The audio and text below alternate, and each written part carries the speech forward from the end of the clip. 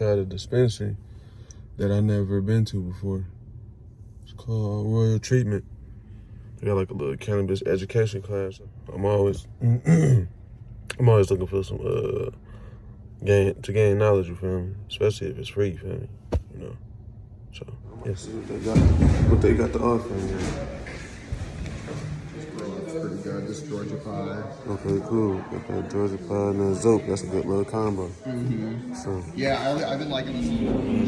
More something that that we can attach a term for it, and it's just something that it just doesn't sit right for me. And it's something I'm thinking about more and more, like the people that kind of go into this industry. So yeah, It's just been trying to not be so, it's not a small conversation. I think it's really impactful. There we go. Okay, cool. I mean, you think about like the bootleggers back in like the 20s during like Prohibition era, right? Just like, I mean, I don't know. None of us were around.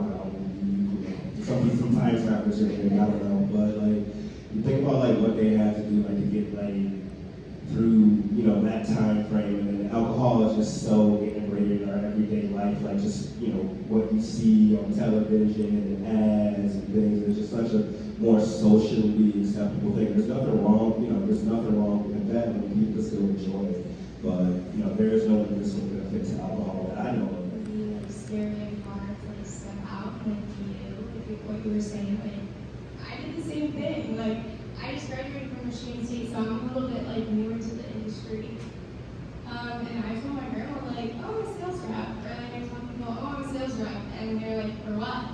I'm like, well, cannabis. But like recently I've been like, I'm a sales rep for cannabis.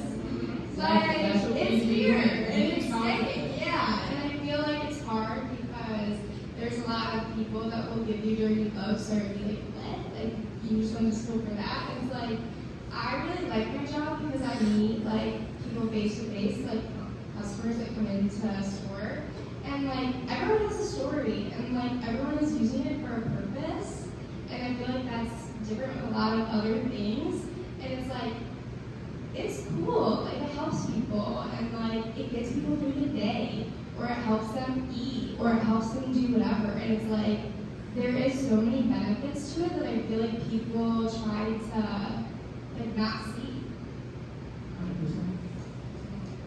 It's a matter of choice, right? Like, it's not easy. It's not easy to look your grandma in the face and be like, I'm cutting weed, grandma, I'm cutting weed, I smoke weed, it's part of my life. But once you get, it's a difficult conversation. Once you get to that end of it, I feel like it's always a better place to be. Let's also remember that marijuana has been the number one most used drug on the planet for about 1,000 years.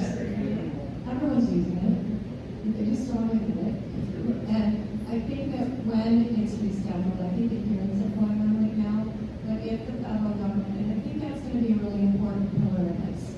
That's sort of a formality because none of the states pay any attention to the federal level and tell us about cannabis. But when it becomes less, when it's no less demonized,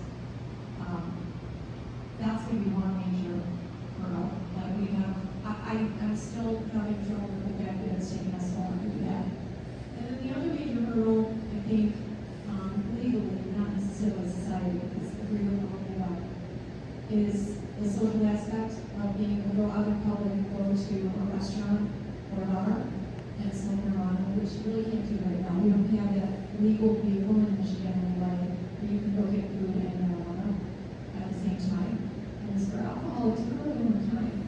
Alcohol wasn't fun until the 80s, mid-80s. Bars were dark places where only rednecks go, but it's the truth. So alcohol really just became a very social thing. Not too long ago in history, so it may take some time. But I think we're making great progress. The fact that we're not all getting arrested is just really, really great. We crossed the biggest hurdles already. How will the state have debated for the cannabis industry? This was one of the essential industries, if you recall. So we all got the same wage during COVID, but so many other people lost their jobs. The number of tax dollars being unemployable and amazing. So yeah, it's just, I'm not sure if there's a better reason behind it that they don't tell us about, but no, just not really looking to engage on even like PSA workbooks that we maybe. The program in the other room, and getting sleepy gummies ready for bed. You're like, do we have those? So that was also a big surprise to see older people starting to try and learn the benefits. And it's just so helpful. It's been so helpful to so many people that are not dying. And that's one of the stories. Actually, I have a question for you, actually, on that note. So, yeah, so just kind of like expand on what you said. From Michigan has like a really good source of like agriculture and like fresh and water and things. Do you think that the more grows and stuff that happen here, they would have to focus on the educational aspect at some point? And like, That's a great question. We have a lot of agriculture here. The majority of the cannabis is grown indoors for a few reasons. One, growing. What do you think you are most excited for the future of the industry? Obviously, we talk a lot about getting through the stigma, getting education, getting those nice billboards out there, those PSAs, but is there anything else that you're really just excited to see to come out of this industry? I'm pretty excited for consumption spaces. Facts. To your point, being able to find a space where you can consume with your friends and still go on with life. Maybe I want to go out to dinner with my friends. I don't want to go do something totally separate from them just because they're not smokers. To be able to incorporate that into spaces, I think is going to be huge in the acceptance. I think that comes with like what we were talking about earlier when it's like how to bring more acceptance to things, because like they were trying to do that in like Hazel Park and Ferndale a lot recently. Yeah, people were smoking there, we're just gonna pull them over as soon as they leave. And it's not like the same respect with like alcohol bars have parking lots, you know, like full of cars. So I think that issue needs to be addressed as well. Definitely most excited for federal legalization. I think it's inevitable.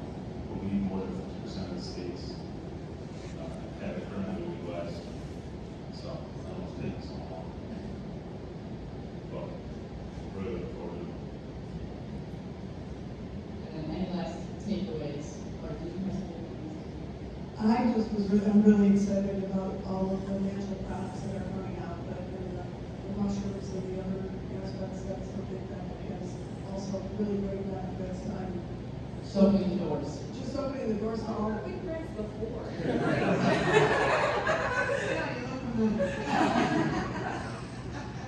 Yeah, just that, I mean, and your personal choice, you have the personal choice now to either medicate that way or not go to the bars and other sources of fun, or however you like to use it, but it's for personal control and the aspect of all these natural products. We're finally wrapping our heads around that. They are so beneficial to people. They have been for thousands and thousands of years, and now it's becoming more and more mainstream, more acceptable, more benefits, tested more to find out. There's a lot of boundaries that haven't been pressed, or they haven't been pressed, but like not knocked down. So I'm excited to see what, like you said, like some of the people in the cannabis industry are the most creative people I've ever met. And I just feel like cannabis also makes you very creative, and I can't wait to see what people decide to do.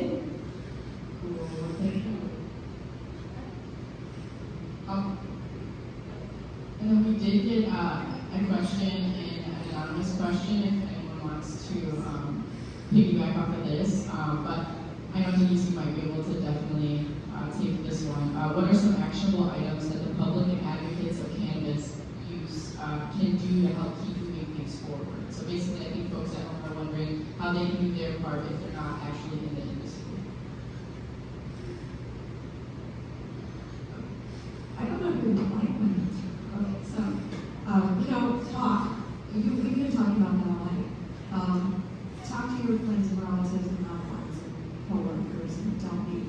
actually don't talk to your coworkers. You can still get fired for using marijuana in Michigan. So, you can be fired for revocation. You can have it in your car, don't drink and drive, don't smoke and drive. Same basic, right? You can use it anywhere on private property that the private property owner allows you to use it, not public property, that kind of thing. So just remember the rules for alcohol. If you know them, and you'll probably know the rules for cannabis. You can use marijuana, but you can't come into work smoking marijuana. And I would not share that with your employer. That's one of those things. It's so weird that we don't protect that. But as far as moving the ball forward, I think you just need to keep talking about it and advocating it and acting like it's part of life instead of like it's a taboo that we don't get to talk about.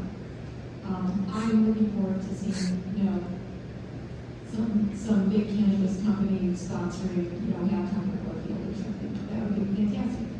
And I think moving it forward is going to be not shy away from having conversations. Like I said before, everybody uses it. I have family members that use it for sleep. And then I have other family members who are using it recreationally. And then other family members who don't want anything to do with it, but they don't care anymore. Because we know that you can be arrested and your life ruined just for smoking machines and marijuana. So I think we are moving forward. I think the best thing people can do who want to move it forward, who don't be pushy about it, but don't shy away from saying what you do. Just make sure that we're acting natural. Cannabis is here, it's natural, we're all living, and we don't need to shy away from paying taxes, earnings, payrolls, and so on. So they were just kind of wondering how we get through that. And it's a very, very big and complex question. So for the most part, as general manager, I can tell you, right, cash is king. That's how we kind of operate in the industry, right? Any dispensary that you're using card is essentially a cashless ATM. It's still a cash transaction at the end of the day. And then as far as the back end things, of course, we can't use any federal backed bank. So just noting those few simple things, I think the general public doesn't realize when they come in and they try to put their Amex down, which is, I always kind of joke a little, I'm like, you can't buy drugs on credit, I'm sorry. We're not there yet. But if you do want to touch on that, it's a really big question, but it's a good one. It's big, but the answer is not super complicated. If you want to get through these next few years before everything's okay, I adopt a strict don't ask for top policy. Right? Don't tell your mortgage company that you work for the cannabis industry. Don't tell your utility company, don't tell your bank, don't tell PayPal. If they find that you do a good job at not advertising that part. It's unfortunate. You can't declare personal bankruptcy if you own cannabis. With no bankruptcy protection. And that doesn't sound like a big deal until you go to read it, and that's a huge deal. The banking thing with rescheduling will come. There are so many services that people have every day that they assume will be there that are not there in the cannabis space. We are all still, in that in-between risky and uncomfortable spot. So to get through it, don't ask for help, literally. Don't tell your employer that you have a really bad night, that's if you can't. Don't tell anybody. But talk about it. Very, very oxymoronic advice I keep giving, but in your professional life with your employer, your mortgage company, your insurance company, that kind of thing. Not kind of one share right now, unfortunately. Just keep it friends. Also, do so much. Yeah, this is really, I think they do, break down the interstate carriers and you're able to, do interstate commerce is one thing, but I'm curious about the solvency with all of the companies that are performing in the cannabis industry, what that looks like, like market studies and forecasts. Like, is it just hold on for your life and see who falls first, or like, what is it? Do you comment on that? I would like to kick off. I would like to pick this up just like in a very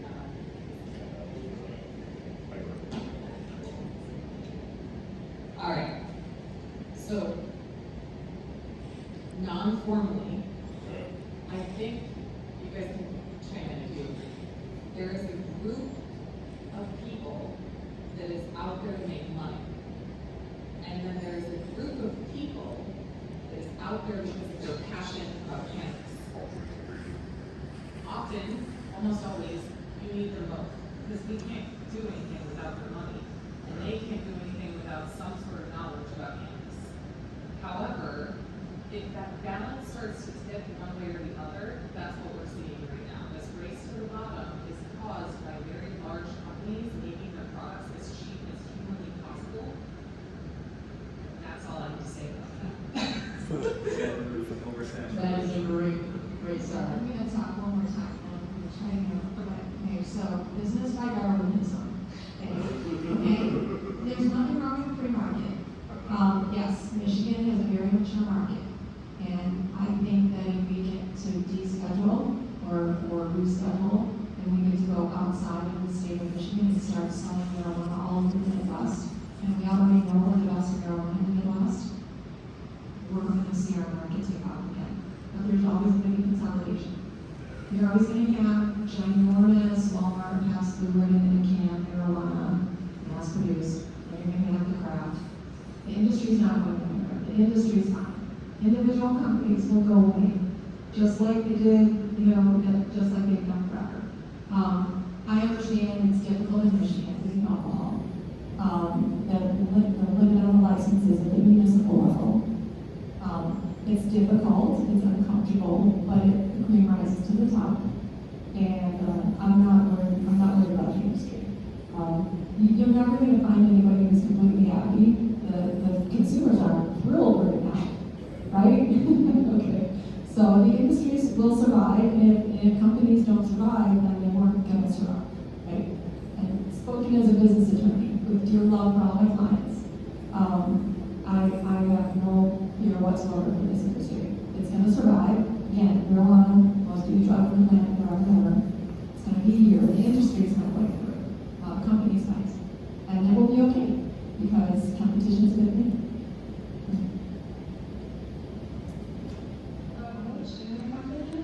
Like having people that actually work for you that like your job, and that makes it a good company and it makes it succeed, and like we love the people and marketing and all of that. We work together.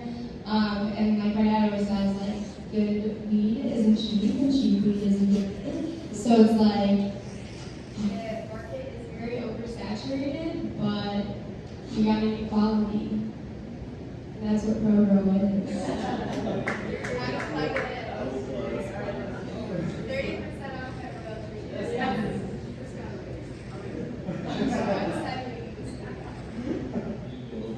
Royal Chad did one of the programs. I did share that link in the Zoom chat, and I'll share it with the group that's here in person as well. For the folks that are here in person, I do have some postcards over here, so if you just want to grab one of those, you can take that, scan the QR code, and then it links back to major.edu/campus. Just wanted to have that fun, but I will give it back to Al, and then we're going to do some fun with food, learn more. And that can impact your short-term memory, but there's no proven study or lasting impacts on your long-term memory, as opposed to what stigma and like shout out.